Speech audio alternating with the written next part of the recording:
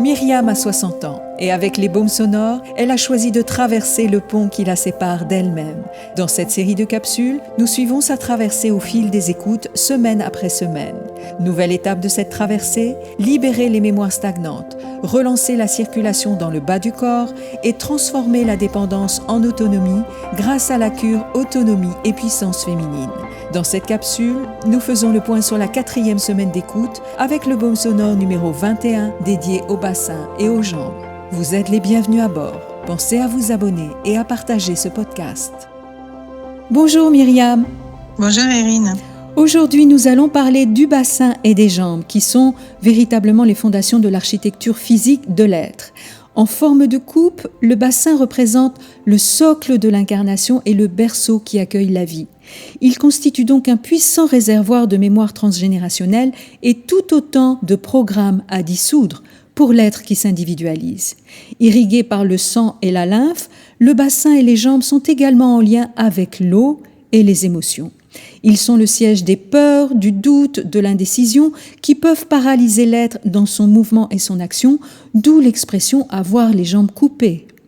Le bassin et les jambes sont particulièrement exposés aux chutes et aux accidents, avec des fractures et des lésions auxquelles vont s'ajouter d'autres problématiques comme des douleurs articulaires, des troubles circulatoires et une rétention d'eau.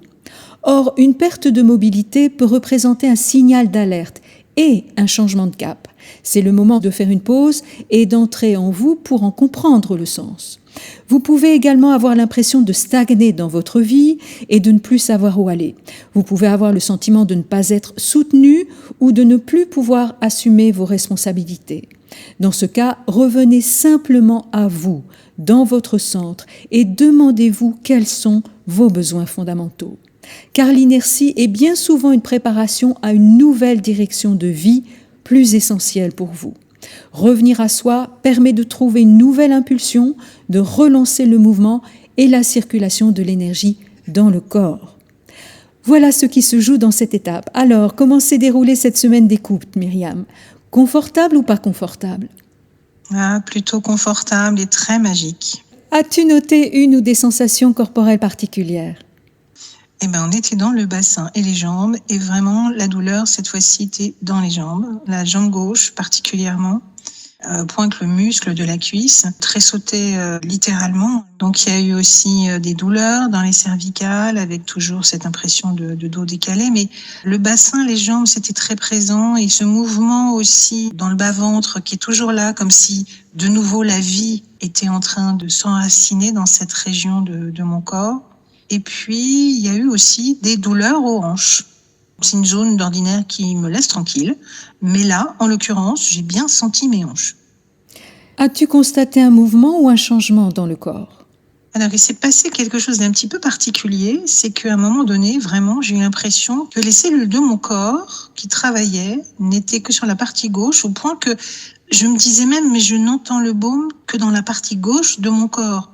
J'entends pas le baume de l'autre côté. As-tu relevé une synchronicité ou un événement significatif ?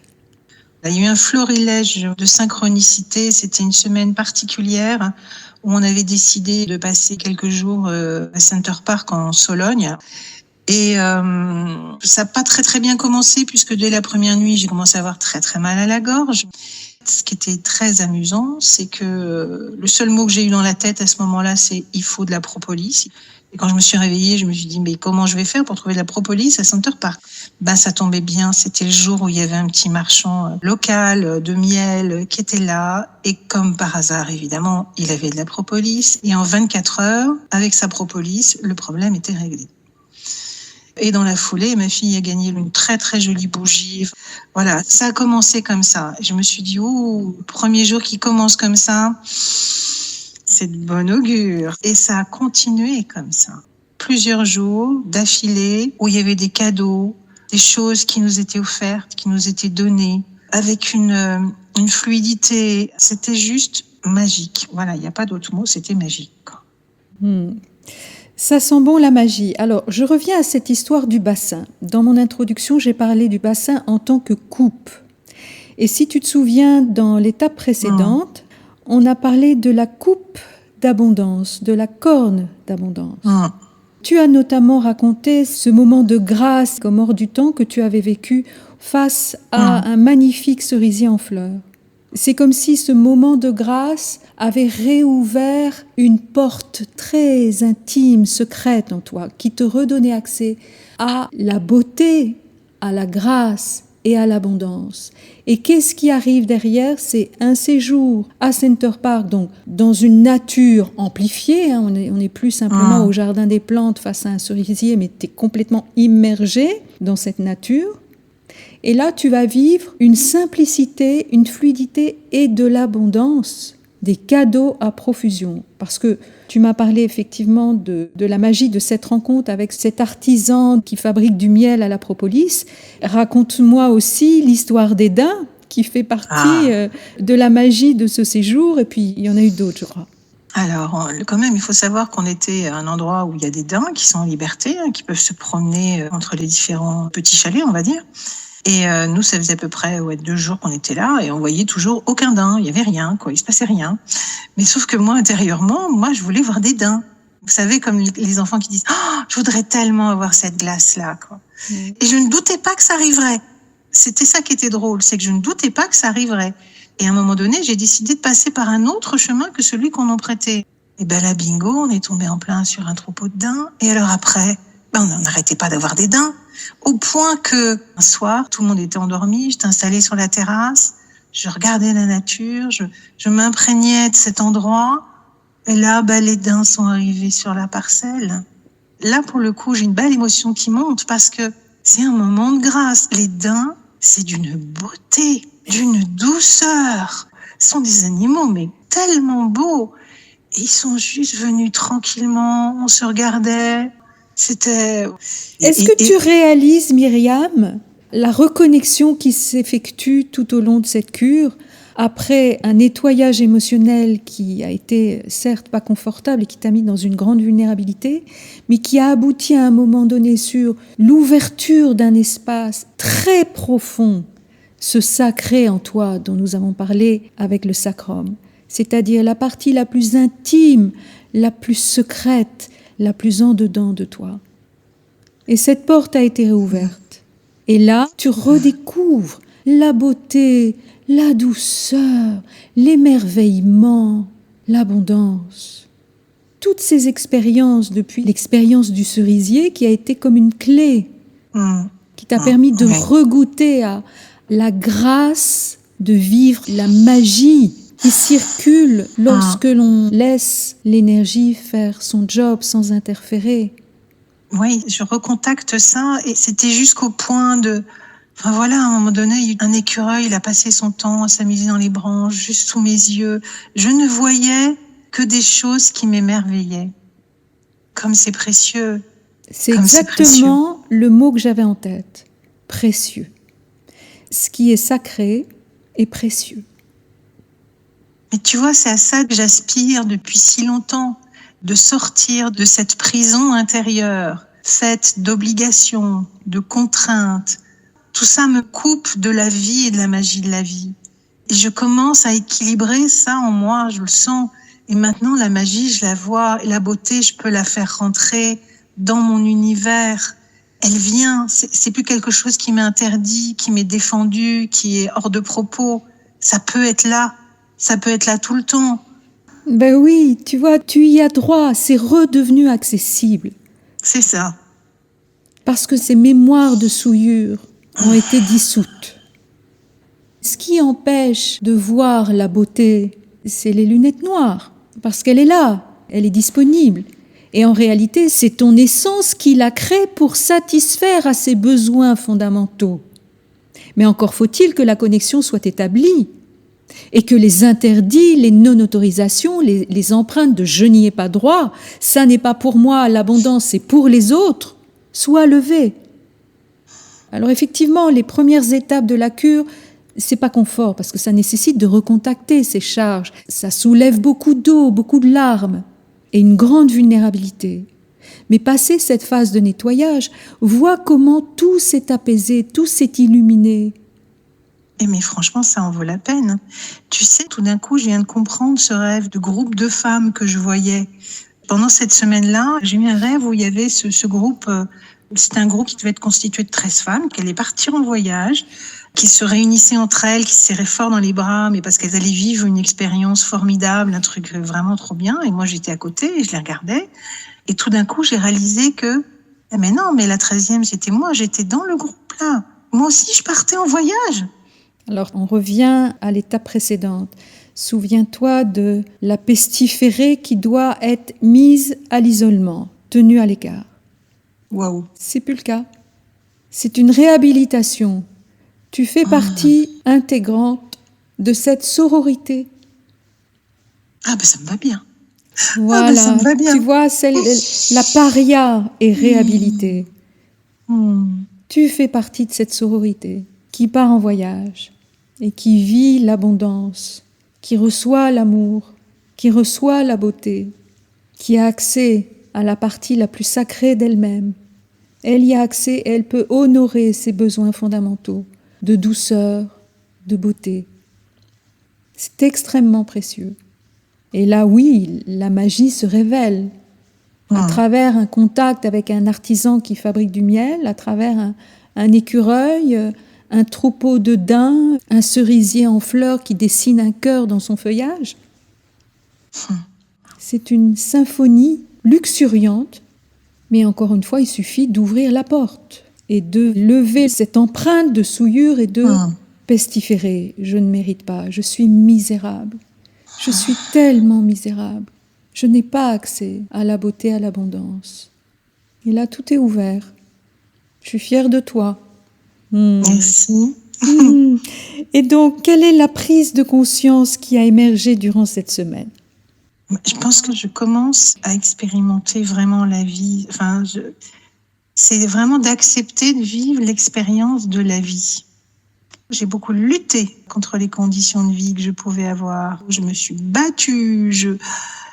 Et là, depuis quelque temps, je glisse vers quelque chose qui est faire l'expérience de la vie, accepter ce qui est au menu de cette journée, de chaque journée, le vivre le plus en conscience possible. Et là, la magie, elle opère toute seule. Il n'y a rien à faire, il n'y a rien à penser.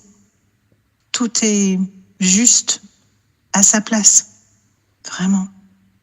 Oui, avec un mental qui est beaucoup plus allégé et désencombré, c'est-à-dire qu'il vient moins s'immiscer dans l'expérience pour se l'approprier et la colorer. En se racontant une histoire tordue, souffrante sur ce qui se joue là. J'aimerais bien qu'on prenne un temps pour parler de ce rêve végétal, puisqu'on est dans la nature là, entre le cerisier et Center Park. Donc tu as fait un rêve mettant en scène ta chambre, donc la partie de ta demeure la plus intime, et un végétal. Voilà. Dans le rêve, je me réveille, c'est le matin. C'est un mur blanc, normalement, au niveau de la tête de lit, et je constate qu'un végétal a réussi à se frayer un chemin à travers le mur, à traverser littéralement le mur. C'est très beau d'ailleurs, ça fait penser un peu aux formes que dessinent les lierres quand ils commencent à grimper un peu sur les murs. Et là, en l'occurrence, c'est un végétal qui est constitué de deux choses extrêmement contrastées, en fait. La première chose que je vois, c'est des fleurs de coton. Donc c'est doux, c'est magnifique. Et puis après, je prends conscience que, ah oui, mais là, il y a des épines qui ont réussi à traverser le mur. Il y a à la fois ces épines, ce côté qui pique, et la fleur de coton, elle a cette dualité, c'est que les boules de coton sont enchâssées dans un écrin protégé par 4 griffes, en fait, qui sont comme des épines. Et là, ça a traversé complètement le mur. Je dis, waouh, quelle puissance! Mais en même temps, je vois la douceur de ces boules de coton. C'est un contraste qui m'interpelle dans le rêve. C'est vraiment très intéressant comme vision, parce que la chambre, comme je le disais, c'est la partie la plus privée, la plus intime de ta demeure. C'est très en lien avec la sphère sexuelle. Et tu as parlé de ce réveil de cette énergie au niveau du bas-ventre. Et là, ce qui fait irruption dans ta chambre, c'est à la fois de la puissance et de la douceur. C'est toute la puissance du féminin dans un registre qui est celui de la sexualité, de ce réveil de cette énergie intime. La chambre, c'est l'intimité. Mais on a parlé de cette intimité comme étant aussi la partie la plus sacrée de toi. Donc, on ne va pas limiter ça au spectre sexuel. C'est beaucoup plus vaste que ça. Mais ça parle de ton intimité, là, encore une fois. La chambre, c'est ton espace intime, quand bien même tu la partagerais avec ton mari. Et un végétal fait irruption dans cette partie extrêmement intime avec puissance et douceur. Quand tu m'as raconté ce rêve, j'ai tout de suite pensé à cette belle phrase de Bert Spalding dans La vie des maîtres. La douceur est la seule vraie force. La douceur, c'est le lion avec tous ses attributs, moins le goût du sang. C'est très beau parce que ça dit bien que la douceur est la seule vraie force. Or, on n'a pas tendance à associer la douceur à de la force, on a plutôt tendance à opposer force et douceur. Et là, dans l'image que tu évoques à travers ce rêve, c'est une alliance de la douceur et de la force. C'est ce que dit cette phrase. La douceur est la seule vraie force. C'est le lion avec tous ses attributs, le lion étant le maître, le souverain, le roi lion. C'est vraiment l'image emblématique du souverain dans sa demeure. La douceur est la seule vraie force. C'est le lion avec tous ses attributs, donc la puissance, l'autorité, le calme, la sagesse, la souveraineté, le leadership, moins le goût du sang, c'est-à-dire dépouillé de ses instincts carnassiers, destructeurs. C'est ça que ça veut dire. Et donc dans ce rêve, ce qui se manifeste, c'est ce qui est dit en substance dans cette phrase, c'est-à-dire la douceur adossée à la puissance, mais qui n'est pas une puissance de destruction, c'est une puissance créative, qui est capable de perforer n'importe quelle densité, en l'occurrence un mur, le mur de cette chambre. C'est la puissance du féminin. Et tu parlais justement de ce réveil, de cette énergie, encore à l'état, on pourrait dire virginal, sans mauvais jeu de mots, au niveau de ton bas-ventre, c'est-à-dire au niveau de la sphère intime. Je passe d'une zone qui était vraiment comme morte à il se passe quelque chose. Je sens des mouvements, de la fluidité, quelque chose qui vit, qui circule. Et du coup, ton bassin se réveille, redevient vivant et redevient cette coupe sacrée dans laquelle la source peut déverser son abondance. Le bassin, c'est une coupe. Donc, ça va être assez intéressant que dans les prochaines écoutes, tu t'engages dans l'expérience d'écoute en ayant vraiment conscience d'être une coupe qui se laisse remplir à ras-bord. Mais vois que lorsque tu t'es senti très vulnérable dans les étapes précédentes avec beaucoup de larmes, il a fallu vider d'abord la coupe. Il a fallu l'assécher avant de pouvoir la remplir de nouveau. Tu vois ce qui se joue ? Oui, je vois. Donc, comme nous allons approcher de l'étape finale où il sera question d'écouter la sphère féminine, ça sera vraiment important que tu aies cette image de coupe en tête quand tu feras les écoutes. C'est-à-dire ouverture maximale, disponibilité maximale, accueil maximal. Tu es une coupe et tu laisses la source se déverser en toi. Tu es cette coupe. Et on verra ce qui se passe au niveau de ton bassin et du réveil de cette énergie vitale, ma belle. Bon. Merci Myriam pour ce joyeux partage. Prochaine étape de ta traversée, le baume sonore numéro 22, dédié aux pieds et aux chevilles. On aura encore des belles histoires à se raconter. Je te dis à très vite. À très vite. Si vous aussi, vous sentez qu'il est temps de vous lancer dans cette traversée intérieure pour devenir qui vous êtes vraiment, rendez-vous sur le site de la marque Tenso pour découvrir l'univers des baumes sonores. N'hésitez pas à demander un conseil personnalisé, je me ferai une immense joie de vous accompagner. Rendez-vous pour la suite de la traversée de Myriam, car cette traversée est aussi la vôtre. À très bientôt.